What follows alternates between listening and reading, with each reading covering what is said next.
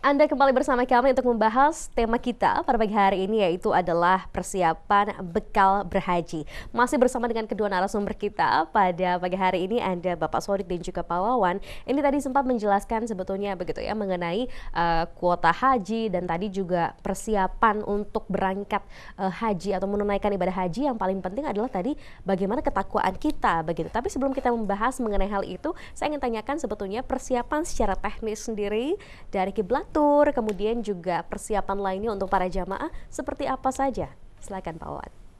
Terima kasih ya. Jadi seperti tadi dikatakan Pak Sodik, bekal yang paling utama adalah takwa. Takwa ya. Tetapi masyarakat kita kan kalau mau berangkat, jangankan berhaji lah, mau pergi ke luar kota aja, mereka kadang-kadang nggak bisa tidur untuk mempersiapkan barang bawaan gitu ya, ataupun syarat kan gitu kan, syarat-syarat yang harus disiapkan. Pertama tadi disinggung bahwa syarat yang paling utama kondisi fisik harus menjadi kondisi fisik ya? Syarat utama ya. Betul. Kenapa? Karena sekarang pemerintah itu lebih lebih konsen dan melibatkan Departemen Kesehatan.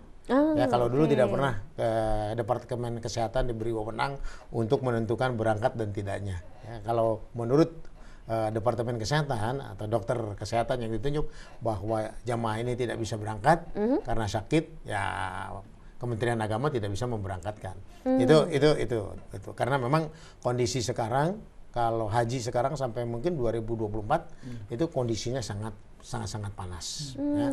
Jadi bisa di Eropa bisa 50 derajat lebih. Panas sekali ya kondisinya ya. Okay. Nah, makanya kesehatan menjadi penting, olahraga menjadi penting.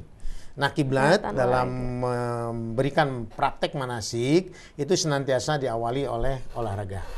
Nah, ini berkat Pak Sodik nih, ini olahraga menjadi syarat utama agar tubuh itu bisa sehat. Itu. Kedua, kiblat senantiasa kejamaahnya suka menghimbau agar kalau ada yang dirasakan, fisik yang dirasakan, harus cepat konsultasi dengan dokter, minta pengobatan ke dokter agar nanti pada saatnya kita sehat lah, gitu kan? Oke, dalam kondisi fit gitu ya. Jadi itu fisik ya. Kedua, kalau barang bawaan ya uang rasanya tidak ya. Udah cukup ya. Ada bekal. Jadi living cost untuk haji reguler. Ya.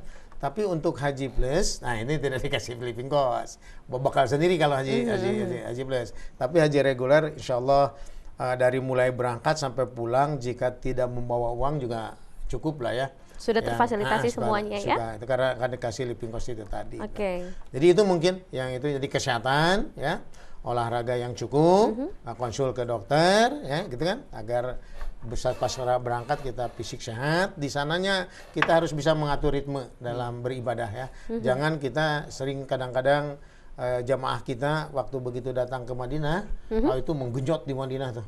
Padahal keutamaan Madinah itu 1000 kali Pak Sodik ya, dibandingkan dengan Haram. Haram itu 100.000 kali. Jadi kalau kita ibadah itu, wah digenjotnya itu di Haram, jangan di Madinah. Kalau di Madinah nanti pas ke Haramnya kita drop lah kesehatannya ya. Jadi ada strategi juga ya. Dari segi kesehatan. Dan itu diajarin dalam praktek manasik di kiblat ya. Hal-hal yang sekecil apapun, kiblat itu memberikan guidance lah, tuntutan agar jamaah itu betul-betul bisa nyaman ya, bisa aman kan gitu. Itu dari segi kesehatan.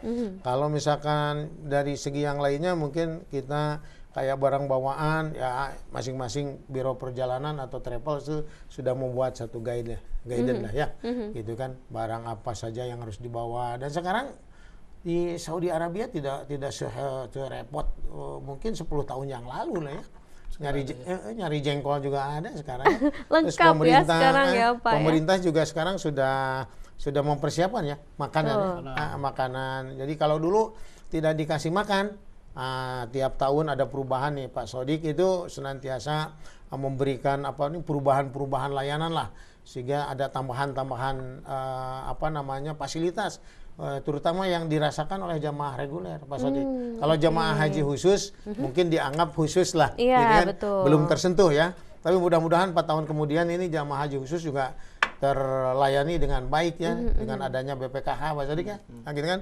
Jadi stimulan uang yang nginap di rekening BPIH itu bisa diberikan kepada haji khusus gitu. Amin. Itu mudah-mudahan Ya. ke depan haji khusus tersentuh, karena Pak Sodik sering ada keluhan dari haji khusus, khususnya tentang tidak samanya pemerintah, dalam hal ini Kementerian Kesehatan, memberlakukan pelayanan kesehatan terhadap jamaah. Padahal undang-undang mewajibkan semua ya. Semuanya Semua harus warga dapat negara ya. Indonesia mau Berhak masuk ya. lewat haji khusus, mau dia jalan pintas dan lain sebagainya untuk berangkat haji itu dilindungi. Tapi kadang-kadang prakteknya itu kan petugas-petugas di sana mungkin karena kurang informasi, dokter kadang-kadang mengabaikan atau ya tidak begitu respect seperti dia melayani haji reguler.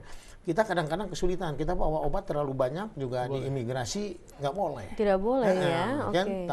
Tapi begitu kita minta ke petugas kesehatan, kita ini obat khusus untuk reguler, padahal undang-undang mengatakan itu obat semuanya untuk masyarakat warga negara Indonesia. Oke, baik Pak. Nah, bicara mengenai persiapan nih, apakah ada mungkin vaksin-vaksin khusus yang juga harus dipenuhi begitu sebelum berangkat? Oke, gitu. itu ada. Itu pasti ada ya. Jadi pertama ada pemeriksaan kesehatan tingkat kecamatan, ada general check up. Itu syarat-syarat kesehatan ya. Betul. Terus nanti ada vaksin meningitis, itu paling penting lah ya.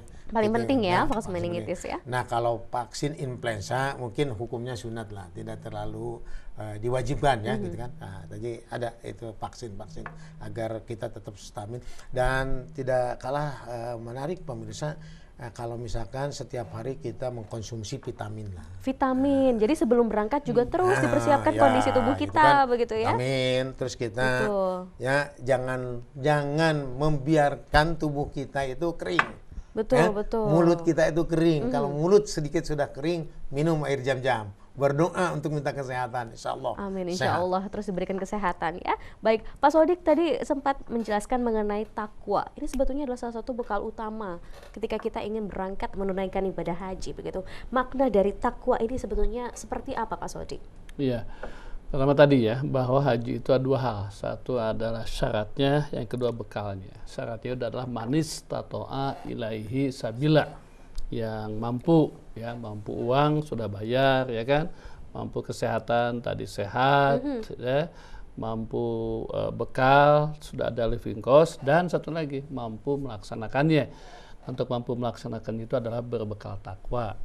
Selama ini selain bekal uang, bekal kesehatan, orang sering membekali, pemerintah juga membekali jamaah haji itu hanya dengan ilmu manasik haji saja ya.